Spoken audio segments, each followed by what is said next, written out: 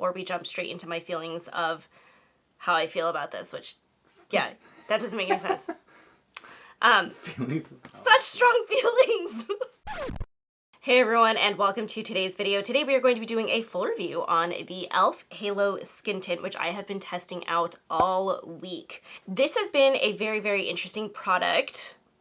You can probably already tell that like when I start out like that, like I have some questionable thoughts about this, but let's go ahead and read a description of this product before we jump into my review. So this is a hydrating skin tint that delivers light buildable coverage with a natural dewy finish. It does have SPF 50. The active ingredient in this is zinc oxide, and it's infused with niacinamide. It's supposed to be lightweight, serum-like. It's supposed to feel like it sinks into the skin, and it is also supposed to be water resistant for up to 80 minutes.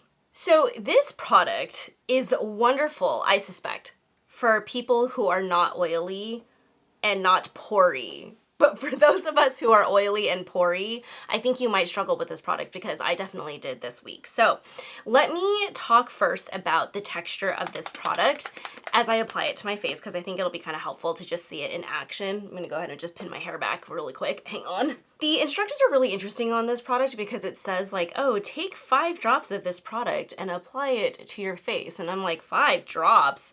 What is that gonna do? Cover my forehead? So immediately right off the bat, like I definitely feel like I need a little bit more of this product in order to cover my skin. Now, admittedly, it is supposed to be like a lightweight, medium coverage, light to medium coverage skin tint, which is fine.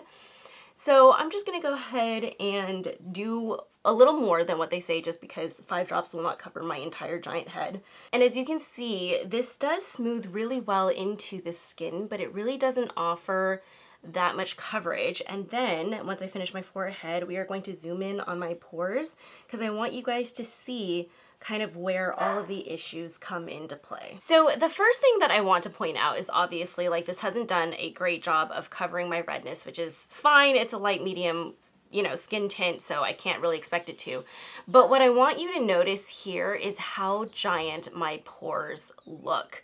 I don't know what it is about this skin tint. I don't know if it's because it's supposed to be that illuminating effect, but my pores are so large and in charge whenever I wear this skin tint, and it doesn't go away.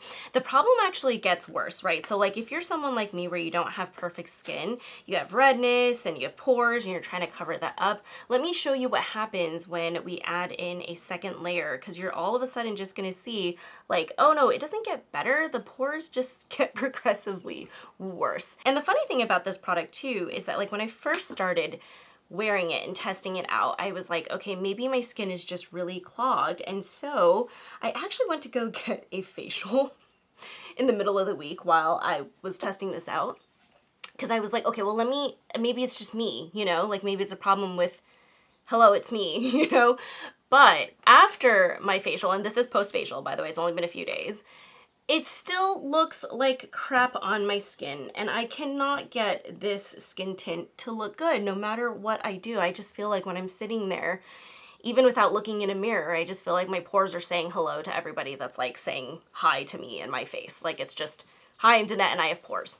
So as you can probably see, right, like the whole halo side of it, it is a very illuminating, more of a dewy finish. I do really like that about this skin tint. I think that that part is really pretty. The other thing that I have an issue with in terms of this skin tint is just the texture of it. It feels thick, yet like it disappears into nothing on the skin. And so it's just kind of one of those weird things where I'm like, it is a very, very contrasting, a little bit of an oxymoron type skin tint where it's just, it's thick, but nothing. Like, it's just very odd to me. The other thing I was going to say as well in terms of like the SPF is that I did not get sunburnt at all while wearing this. Like I was definitely out in the sun. I very much trust the SPF in this. I think it does a nice job. I think the thickness does come from the SPF ingredient in there. I think that's why it's got that weird thicker texture to it. And so all in all though, like I just feel like it's a little bit oily, kind of feels thick on my face, but there's like no coverage, so if you build it up, it's too much. So let me go ahead and put on the rest of my face, and then we'll talk about kind of like the lasting power of this skin tint, etc., etc. Let's talk about the wear time of this skin tint. I'm going to go ahead and insert a couple of clips here so you can kind of see what it looks like at the 4-hour mark and also the 8-hour mark, which by that point was just kind of so astronomical that I wasn't going to show you guys like a 12-hour mark. This skin tint definitely does not last all day long. This is not something that I think will hold up over time, particularly as we head into the summer and things get hot and humid.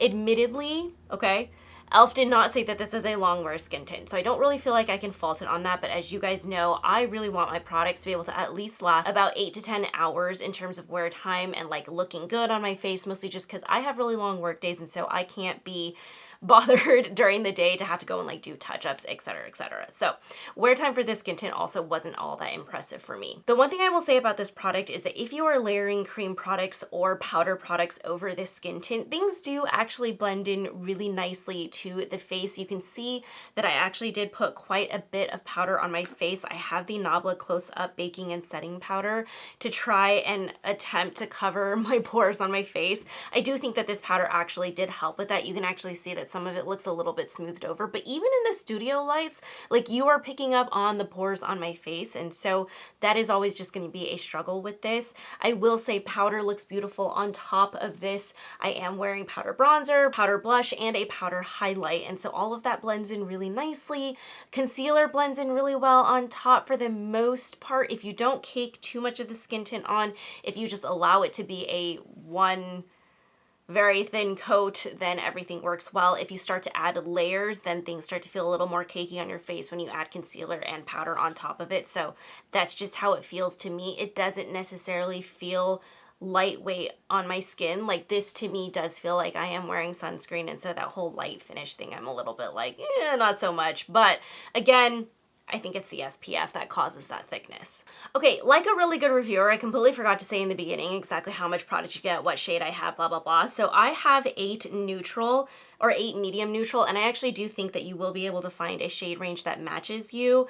I like how they actually have warm, neutral, and cool, so I think that that's really great. And for 1.0 ounces, this costs $18, which is like expensive for e.l.f., expensive for drugstore, because the Maybelline Superstay Skin Tint, which I also had the same issue with in terms of like the pores and stuff, that one also cost $18. So I was relatively surprised when I bought this and I was like, that's expensive for e.l.f.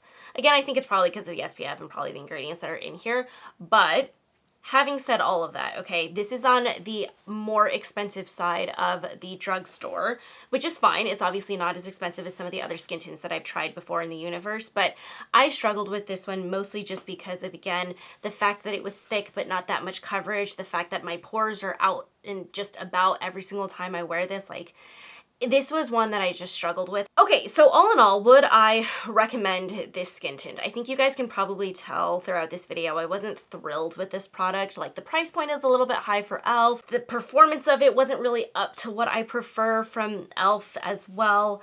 I just found this to be not so awesome on my oily skin. I struggled with it in terms of the pores. The wear time also wasn't there for me.